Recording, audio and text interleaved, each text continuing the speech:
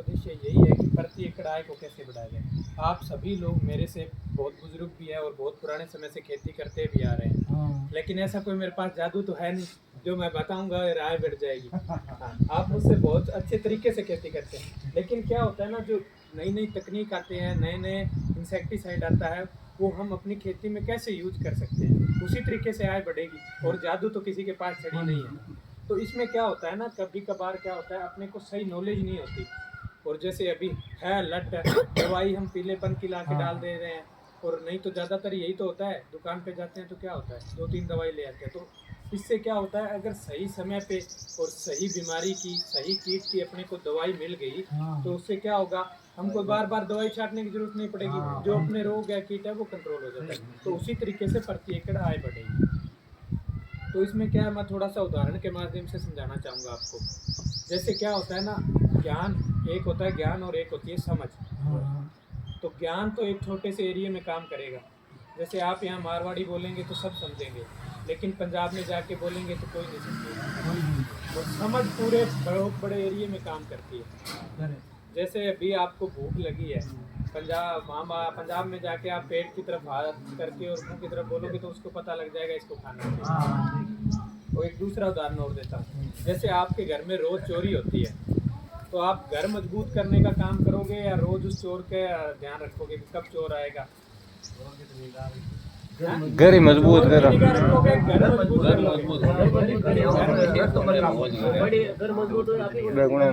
करोगे। इसमें क्या होता है ना, पौधे में भी बिल्कुल ऐसा ही होता है।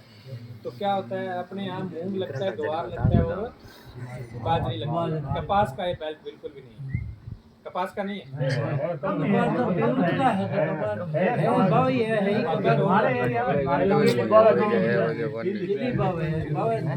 तो इसमें क्या होता है ना, मैं चलो सारी फसल के लिए ये चाहे आप मूंग लगा रहे हैं, चाहे कपास लगा रहे हैं, चाहे जीरा लगा रहे हैं, चाहे बाजरी लगा रहे हैं, तो क्या है ना, पौधे के दो भाग होते हैं, एक जड़ वाला भाग और एक पत्ती वाला भाग। दोनों यही होते हैं। तो जड़ वाला भाग क्या होता है ना, जड़ वाले भाग में जैसे मूंग की फसल है आपकी 60 दिन की फसल होती है, तो 20 दिन में उसे बांट लेना चाहिए। जड़ वाले भाग में जो आपने नीचे खुराक देनी है या जो आपने घास वगैरह कंट्रोल करना है। ऐसे क्या होता है, कॉटन 150 दिन की 160 दिन की क्रॉप है, पहले 45 दिन में जो आपने यूरिया देना है, जो आपने कुछ खाद खुराक देनी है, वो उस तरीके से देनी चाहिए। तो इस कड़ी में क्या क्रिस्टल कंपनी एक प्रोडक्ट दे रही है, ये आप देख रहे होंगे क्रिस्टोराइजर। ये प्रोडक्ट देख रहे होंगे आपने क्रिस्टोराइजर। ये क्या काम करता है, ये काम करता है जो आपकी भूमि में स्थिर जो भी पोषक तत्व है, जो आपने डीएपी डाला, जो आपने सुपर डाला, या इसके अलावा पौधे को जो पोषक तत्व चाहिए होते हैं जो भूमि के अंदर स्थिर है, उनको क्या ये घुलनशील बनाने का काम करता है। इसके 1 ग्राम में 120 अंडे होते हैं। ये जैव खाद है। ये क्या करता है, जैसे ही आपने इसको भूमि में डाला, ये श्रृंखला बना लेता है, जैसे जोड़ बना लेता है, और उसी तरीके से ये गोल गोल के ग्लूकोज बना के पौधे को देने का काम करता है। एक फ़ायदा तो ये है। दूसरा क्या काम करता है, दूसरा इसका फ़ायदा ये है, ये जो आपकी भूमि में जहाँ लोगों की खारा पानी है, जहाँ पीएच की मात्रा अधिक है, वहाँ पे क्या करता है, ये पीएच को कम करने का काम करता है। और तीसरा क्या करता है, मिट्टी को भुरभुरी रखने का काम करता है। ये 3 इसके मुख्य फ़ायदे हैं। और ये क्या 2 किलो प्रति बीघा जाता है। जहाँ इसको आप लगातार 1 से 2 साल से यूज़ कर रहे हैं ना, वहाँ आपको जहाँ पे जो नमक की मात्रा, लवण जो आप बोलते हैं, उसकी मात्रा आपको डेफिनेटली कम देखने को मिलेगी। तो इसको मैं यही रिकमेंड करता हूँ कि आपको 2 किलो प्रति बीघा यूज़ करना चाहिए। दूसरा एक प्रोडक्ट आप देख रहे होंगे तलवार जिंक। ये क्या करता है, ये एक EDTA फॉर्मुलेशन में सभी लोग मोनोजिंक डालते होंगे 33% या 21% वाली। इसका क्या काम है, ये एक पौधे के अंदर भूख बढ़ाने का काम करता है। पौधे में अगर वैज्ञानिक भाषा में बताऊं तो इंडोल एसिटिक एसिड हार्मोन होता है एक, जिसको वो उत्तेजित कर देती है भूख बढ़ाने के लिए। तो इसमें क्या होता है, अगर आपको मान लो भूख नहीं है तो कैसे खाना खाओगे? अगर ये डाल भी दोगे, अगर पौधा उसको लेने की क्षमता ही नहीं है तो कैसे लेगा? तो इसीलिए आपको ये चीज़ भी यूज़ करनी है। ये क्या करता है, जड़ क्षेत्र बढ़ाने का काम करता है। अब जड़ क्षेत्र पे बात वही आ गई कि नींव मजबूत कैसे की जाए। जितनी ज़्यादा नींव मजबूत होगी, पौधा उतना ही स्वस्थ रहेगा। जैसे एक बच्चा माँ का दूध पीता है और एक ब्रेस्ट ट्यूब बेबी से होता है, दिन रात का फ़र्क होता है उस बच्चे से। तो वही चीज़ है, अगर आप शुरू से नींव मजबूत करते हैं तो डेफिनेटली आपको आगे जो रोग है वो देखने को कम मिलेंगे। अब तीसरा प्रोडक्ट आप ये देख रहे होंगे बाविस्टीन। बाविस्टीन का क्या फ़ायदा है? बाविस्टीन मर्दा जनित और बीज जनित जितनी भी बीमारियां होती हैं उनको सबको कंट्रोल करने का काम करता है। दूसरा ये सीड ट्रीटमेंट में भी जाता है। तो इससे क्या होगा, जो आपके जड़ कटने वाली है, जो डैम्पिंग ऑफ है, जो रूट रोट है, मतलब बहुत सी समस्याएं होती है, उनमें भी ये पूरा कारगर है। तो ये था मेरा नीचे का भाग, क्योंकि आप लोगों के यहाँ क्या होता है, कॉटन है नहीं, ये सब कॉटन में, जीरे में, सब में जाता है। रेन फेड एरिया है, वहाँ पे क्या होता है, आप लोग सभी मेरे हिसाब से भूमि खाली रखते हैं, एक ही फसल लेते होंगे, तो इस प्रकार से वो भूमि फुल उपजाऊ होती है। लेकिन फिर भी आपको अगर इस साल आप ट्रायल करना, क्योंकि मैं ये नहीं कहूँगा सारे खेत में करिए, 1-2 बीघा में, 5 बीघा में ये चीज़ डाल के ट्रायल करना, उसमें आपको डेफिनेटली जो प्रति एकड़ आय है ना, जो उत्पादन है, वो देखने को मिलेगा। एक साल यूज करेंगे तो अगले साल डेफिनेटली जाएंगे। वैसे आपकी भूमि बहुत उपजाऊ होती है, क्योंकि जहाँ एक साल एक ही फसल लेते हैं ना, तो वो अपना रिनोवेशन का काम भी करती है। अब अपनी फसल आ गई मूंग। मूंग में सबसे बड़ी समस्या कचरे की रहती है। शुरुआती स्टेज में कचरे की रहती है।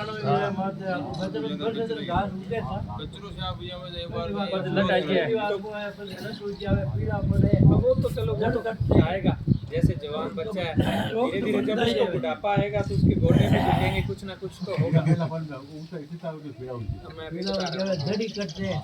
अभी अपने उसी पे आएंगे। तो अभी आप लोग क्या दवाई यूज करते हैं कचरे के लिए?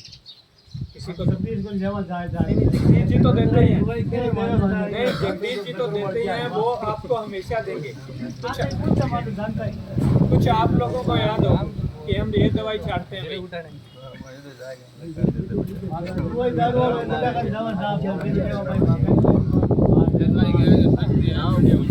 अब मैं आपको एक बात बताता हूँ, अभी सस्ते पे बात आ गई थोड़ी सी। क्या होता है ना, एक सस्ता होता है और एक क्वालिटी होती है। अगर आप सस्ता लेने जाओगे तो आपको बार बार जाना पड़ेगा, क्वालिटी लोगे तो एक बार ही जाना पड़ेगा। अभी जैसे इनके पास चले गए आप सस्ती दवाई के चक्कर में, अभी देखो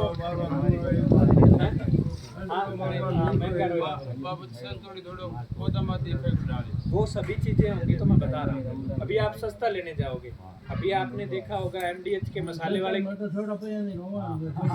नहीं अभी आपने देखा होगा अभी आपने देखा होगा मसाले वाले MDH के सैंपल फेल हुए, MDH के सैंपल फेल हुए। वो उसकी गलती नहीं है, वो गलती है हम लोगों की, क्योंकि हम लोग सस्ते के चक्कर में इतना टेक्निकल वो केमिकल डाल रहे थे कि भुजिया दे दे, ये सेवी दे दे, यही तो चल रहा था। वो क्या है, वो टेक्निकल है ना, उनका जो रेसिड्यू है वो जल्दी से जाता नहीं, तो वो उसका सैंपल हुआ, उसमें वो थाइमोथॉक्सम पाया गया या मोनोक्रोटोफॉस पाई गई, उसी वजह से फेल हुआ था। तो वही चीज़ होती है। अभी आप मोनो लेके आएंगे तो मोनो तो पिछले 5-7 साल से बैन है। आप जीरे पे यूज़ नहीं कर सकते, मूंग पे यूज़ नहीं कर सकते, जो भी दलहनी तिलहनी खाद्यान्न फसलें हैं उनमें आप यूज़ नहीं कर सकते। लेकिन अपने यहाँ धड़ाके से यूज हो रही है। वो एक तो आपका पौधे पे इफेक्ट डाल रही है, दूसरा क्या है, उसका रेसिड्यू जा ही नहीं रहा। मूंग तो हम भी खाते हैं कहीं ना कहीं, दाल तो सब बनाते हैं, तो वो जहर है। वही देखा होगा, नहीं आपकी उम्र है, अभी आपकी उम्र तक हम जैसे बंदों को पहुँचने के लिए बहुत संघर्ष, मेरे हिसाब से पहुँच ही नहीं पाएगा, जहरीली खेती होगी। तो उसी कड़ी में हम बात कर रहे थे मूंग में आप जो भी टेक्निकल डालते होंगे, कचरे की दवाई डालते होंगे, बगदे की, जो भी आप बोलते हैं अपनी भाषा में, तो वो कोई भी दवाई आप 20 दिन से पहले नहीं डालते हैं। क्या कोई डालता है 20 दिन से पहले? बिल्कुल सही, पहले दवाई नहीं थी, ये भी पहले 20 दिन पहले दवाई नहीं थी ना, पहले डालने के लिए दवाई नहीं थी। अभी मैं आपको ये दवाई बता रहा हूँ, ये देख लीजिए, अमोरा क्रिस्टल कंपनी का। इसमें 2 टेक्निकल है। इसको जब मूंग आपका 5 से 7 दिन का हो गया, अगर आपके खेत में कचरा है तभी ला के डाल देंगे, तो आपका जो चौड़ी पत्ती बारीक पत्ती सारा का सारा घास है वो कंट्रोल हो जाएगा। और दूसरा जो मूंग का पौधा है उस पर 1% साइड इफेक्ट नहीं है। साइड इफेक्ट मतलब उसको जुकाम भी नहीं होगा। नहीं आप मार्केट में कुछ दवाइयाँ डालते होंगे जो आपके पौधे का पत्ता कड़ा कर देती है या थोड़ा सा बर्निंग जला देती है पत्ता, वैसी कोई समस्या नहीं आएगी। अगर आप पहले 20 दिन में अपना कचरा कंट्रोल करने में कामयाब रहते हैं तो क्या होता है, आपके प्रति बीघा 20 किलो से लेके 50 किलो मूंग का फ़ायदा होगा। अब फ़ायदा कैसे होगा? देखो जब बारिश हुई मूंग लगाया, बारिश हुई कचरा होगा, और आपने देखा होगा वो कचरा मूंग से आगे बढ़ता है, तो वो सारी की सारी खुराक है जो मूंग के एक पौधे को मिलनी चाहिए, वो तो आपका घास खा रहा है। अगर वो घास आपका कंट्रोल है, और जहाँ आपने 20 दिन में दवाई डाली है और जहाँ नहीं डाली, वहाँ दिन रात का आपको फर्क देखने को मिलेगा। और वही क्या करेगा, आपकी नींव मजबूत करने का काम करेगा। अगर वो मजबूत हो गया तो आगे 20 दिन में ये आपका सारा कंट्रोल हो गया कचरा। अगले 20 दिन में जो आप कह रहे हैं इतना इतना होते ही पीलेपन की समस्या आती है। पीलेपन की समस्या आनी है जी 20 दिन पे तो अपने दवाई डालते हैं, कुछ वो दवाई इफेक्ट डालती है, नीचे से वो खुराक लेता नहीं है तो वो पीलापन आएगा। ज़्यादा बुखार होता है तो डॉक्टर क्या करता है, सुई टेक है ना, वही है। अब सुई टेकता है तो अपना क्या होता है, सुई टेकते सार हार्ड पैर टूटने स्टार्ट नहीं हो जाता, दवाई होती है हार्ड, तो 2 दिन अपने और 4 पैसे उठते ही नहीं है। तो वही चीज़ है। हाँ आपको थोड़ा बहुत महंगा जरूर लगेगा, लेकिन डेफिनेटली अब लास्ट में जाओगे ना आप कैलकुलेशन करने। इस बार कैलकुलेशन करना भी, मैंने 1 बीघे में इतनी दवाई डाली, कितना मुझे दवाई का फ़ायदा हुआ, अगर मैं वो डालता तो क्या फ़ायदा होता, तब आपको डेफिनेटली समझ में आएगा कि क्या इस दवाई का फ़ायदा है और क्या नुकसान। आगे वाली कोई फसल पे इसका कोई नुकसान नहीं है, चाहे आप राई डाल लगाओ, कुछ लगाओ, वो भी कोई नुकसान नहीं है। 5 दिन के बाद कभी भी डालो। और पीलेपन की जो समस्या है वो आपकी आधी हो जाएगी।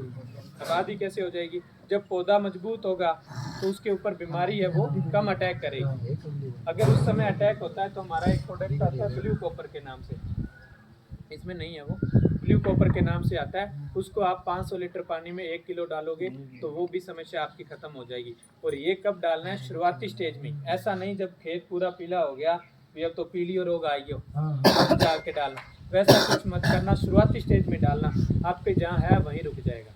और उसको फैलाने का काम कौन करता है, जो सफ़ेद मच्छर होता है। सफ़ेद मच्छर है वही जो उस पीले पौधे पे बैठ के धीरे धीरे पूरे खेत में जाने का काम है। वायरस बोलते हैं उसको, येलो मोज़ेक वायरस। तो उस चीज़ को कंट्रोल करना है। फिर तीसरी समस्या आती है जो आपने बताई आगे जाके, लट की भी काफ़ी बड़ी समस्या रही थी पिछले साल में।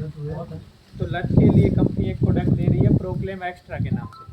वो क्या करता है, आपके जो पत्ते खाने वाली सुंडी है, जो बालों वाली सुंडी है, जो फली के अंदर सुंडी है, तीनों को कंट्रोल करने का काम करेगा। उस दवाई का नाम है प्रोक्लेम एक्स्ट्रा। अब वो काम कैसे करती है, वो 3 तरीके से काम करती है। कॉन्टैक्ट, मतलब जो सामने आ गया, सीध में आ गया, उस पर भी ट्रांसलेमिनर, अगर पत्ते पे पड़ गई तो पत्ते के जो नीचे वाला हिस्सा है आर पार हो जाएगी। और ये सिस्टमिक, पौधे के अंदरूनी भाग में जाके उसमें भी काम करेगा, मतलब लट आपकी बचेगी। ये था हमारा मूंग का पैकेज। अब आप लोगों के कोई सवाल हो तो बताओ। जवार में तो देखिए, गंवार तो गंवार में क्या, एक सबसे बड़ी समस्या पहले तो कचरे की आती है। उसके लिए आप गार्ड वगैरह इमेजर हाइपर यूज करते हैं। उसके बाद क्या समस्या आती है, उसके बाद एक तो मच्छर और एक जो आप उसको बोलते हैं काले डंडे की समस्या। उसके काले डंडे के लिए भी आप जो सेम पीलेपन के लिए ब्लू कॉपर डाल रहे हो ना, वो चीज़ डाल सकते हैं। मेन चीज़ ये इफेक्ट करती है, बाकी ग्वार में ज़्यादा कुछ समस्या आती है। हाँ कॉपर फलियाँ में, हाँ एक चीज़ रह गई, सही आपने बड़ा अच्छा याद कराया, फाल की। मूंग में क्या होता है, वो फली नहीं बनती है, ये भी बड़ी समस्या रहती है। तो फली के लिए जो हम प्रोडक्ट दे रहे हैं, ये न्यूट्रोजन आप प्रोडक्ट देख रहे होंगे। इसमें क्या होता है, जो पौधे को आवश्यक पोषक तत्व चाहिए, जैसे कैल्शियम है, बोरोन है, नाइट्रोजन है, फास्फोरस, पोटास, निकेल, कोबाल्ट, जो सभी प्रकार के हैं वो इसके अंदर मौजूद है। दूसरा क्या है, इसके अंदर अमीनो एसिड, विटामिन, प्रोटीन और लिपिड होते हैं। वो क्या करते हैं, जो पौधे को बैलेंस में न्यूट्रिशन चाहिए वो चीज़ उपलब्ध कराने का काम करते हैं। और ये चीज़ अगर आप इसको फ्लावरिंग टाइम पे, जब फूल बनता है उस समय अगर देते हैं तो डेफिनेटली आपका मतलब 70% तक फलियाँ बनेंगी। 30% फिर भी सारा काम नहीं करती है, आपको ये देखने को मिलेगा। दूसरा, ये प्रोडक्ट जो है ये USA से इम्पोर्टेड प्रोडक्ट है, यहाँ पे लोकल जेनरिक ये नहीं पैक किया गया है। अमेरिका की एक कंपनी है, उससे लिया हुआ प्रोडक्ट।